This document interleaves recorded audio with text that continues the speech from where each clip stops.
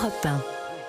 Le journal de 8h sur Europe 1, Fanny Marceau. Bonjour Fanny. Bonjour Dimitri, bonjour à tous. L'histoire scelle les amitiés des peuples. Ce sont les mots choisis d'Emmanuel Macron hier soir, quelques minutes avant une signature qui se veut historique, celle de la fin de conflit entre l'Iran et les États-Unis. Donald Trump l'a paraphé en marge d'un dîner avec le chef de l'État, sous les ors du château de Versailles, sans attendre le rendez-vous prévu demain en Suisse. Un accord en 14 points qui n'est qu'une première étape, Wilfried de Villers. Le début de 60 jours de négociations en vue d'un compromis final. Oui, Washington et Téhéran actent d'abord la fin immédiate et définitive de la guerre sur tous les fronts, Liban inclus. Autre point majeur de cet accord, la réouverture du détroit d'Ormuz. Les États-Unis s'engagent à lever leur blocus naval. L'Iran doit garantir la libre circulation des navires commerciaux sans aucune forme de péage pendant 60 jours au moins.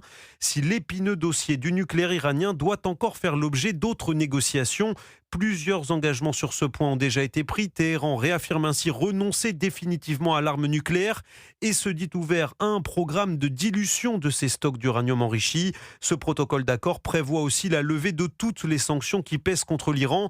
Enfin, Washington garantit le financement de 300 milliards de dollars pour la reconstruction d'après-guerre et le développement économique de l'Iran. Si un haut responsable américain saluait hier une victoire majeure, le texte prend la forme d'un accord à minima pour les États-Unis avec des concessions majeures accordées à la République islamique. Wilfried de Villers, Emmanuel Macron, assis à côté de Donald Trump le temps de cette signature, a applaudi. Bien joué, lui a lancé le chef de l'État. Avant même cette signature, il avait apporté son soutien sans réserve à cet accord. Écoutez. Nous avons unanimement salué le très bon accord conclu entre les États-Unis d'Amérique et l'Iran et obtenu par le président Trump. C'est un accord que nous soutenons. Parce que c'est un accord qui met fin à une situation de très grande instabilité dont les conséquences pour nos économies étaient terribles. Nos compatriotes le voient et donc c'était une bonne chose d'y mettre un terme. Emmanuel Macron le dit, c'est un très bon accord. Est-ce qu'il a raison, Vincent Hervouet? Quelle est votre analyse? On comprend qu'ils aient gardé secret ce protocole d'accord pendant 3 jours, laissant fuiter des versions un peu contradictoires parce que c'est pire que prévu. D'abord, une remarque de forme qui n'est pas secondaire. Le texte est très mal écrit. Les diplomates professionnels qui l'ont lu attentivement en sont restés baba. C'est un charabia rédigé par des amateurs.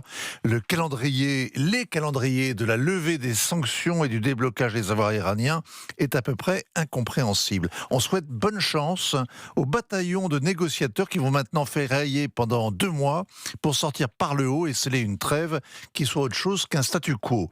La surprise du document, par rapport à ce qu'on savait déjà, ce sont les 300 milliards de dollars pour la reconstruction de l'Iran. Qui va payer les pots cassés et offrir aux gardiens de la Révolution des casernes toutes neuves, mystère et boules de gomme arabique?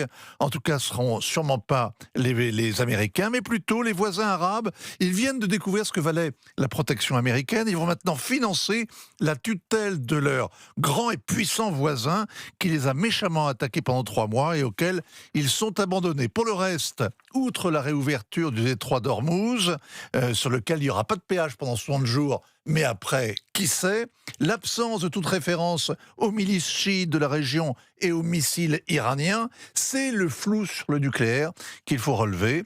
L'Iran jure une fois de plus qu'il ne se procurera ni ne développera d'armes nucléaires. C'est un air connu, c'est le même depuis 50 ans. Ça ne veut pas dire que l'Iran arrête toute activité nucléaire, au contraire. Et pour les stocks d'uranium qu'il a quand même enrichis au-delà de toutes les lois et accumulés, ils seront dilués, promis juré, pour autant qu'on les retrouve. Et ça se passera en tout cas sur place. Il n'est plus question de les donner, de les confier par exemple aux Russes. Vincent Hervouet, signature Europe 1. Merci Vincent.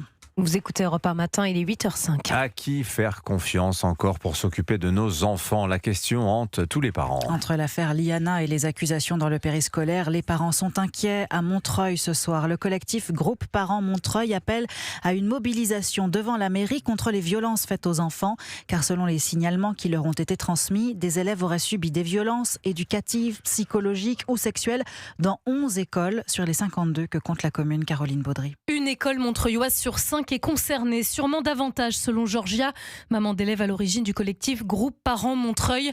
En seulement un mois, elle a recensé 26 signalements de violence sur les enfants. Des attouchements sexuels et puis on a un nombre de violences éducatives ordinaires, beaucoup de cris sur la pause méridienne, les humiliations, la menace de retirer le doudou à la sieste. Selon elle, 8 plaintes ont été déposées. La mairie avertie aurait suspendu des animateurs. On ne lâchera rien, martèle cette mère de famille qui manifestera ce soir pour réclamer plus de transparence. Indispensable, rappelle Anne, cofondatrice du collectif SOS Périscolaire. Quand l'information circule, les affaires sont mieux traitées pour que les affaires arrivent à des enquêtes préliminaires qui tiennent la route et à des condamnations et non pas à des relax comme la terrible relax qu'on a pu voir dans l'affaire Titon. L'école Titon à Paris où l'animateur accusé de harcèlement et agression sexuelle a été relaxé mardi.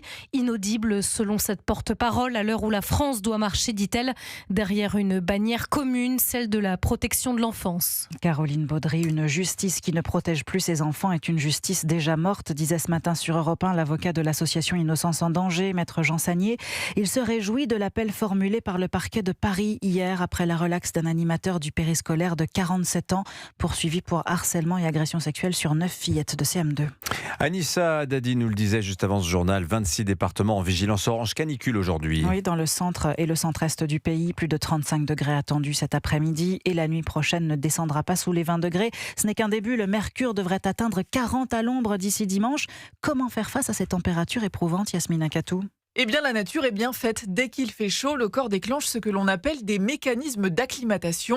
Et comme il fait chaud depuis plusieurs jours en France, nous avons tous commencé à mieux tolérer la chaleur. À force d'être exposés à des températures élevées, au bout de 3 à 5 jours, l'organisme se met à produire plus de transpiration. Cela permet d'évacuer la chaleur. Aussi, les vaisseaux sanguins se dilatent plus pour apporter du sang à la surface de la peau et réguler la température corporelle. C'est l'exposition progressive qui nous permet de mieux supporter les fortes chaleurs. Il vaut donc mieux éviter de rester du matin au soir dans des endroits climatisés pour favoriser cette adaptation. Mais le corps a ses limites. En période de canicule, pour limiter les risques sur la santé, hydratez-vous et restez dans un endroit frais et ventilé aux moments les plus chauds de la journée. Soyez particulièrement attentifs aux bébés et personnes âgées qui n'ont pas les mêmes capacités d'adaptation à la chaleur. Yasmina Katou, spécialiste santé d'Europe 1. Je vous rappelle la question du jour. Est-ce qu'il faut généraliser la climatisation dans les EHPAD, les écoles, les hôpitaux ? Vous votez dès maintenant sur le site et l'appli Europe 1. Et c'était il y a 86 ans, l'appel du 18 juin 1940. Et oui, le général de Gaulle, refusant l'armistice signé par le maréchal Pétain, exhortait alors les Français à résister face à l'Allemagne nazie. Discours prononcé à Londres sur les ondes de la BBC. Moi, général de Gaulle, j'invite tous les militaires français. Et voilà, c'était à l'adresse de la France libre dans l'honneur, dit-il. C'est d'ailleurs ce 18 juin qu'a choisi Emmanuel Macron pour s'exprimer à la télévision. Il sera ce soir sur France 2 pour débriefer le G7. Merci beaucoup Fanny Marceau, c'était votre journal. Dans un instant sur Europe 1, restez avec nous, votre invité.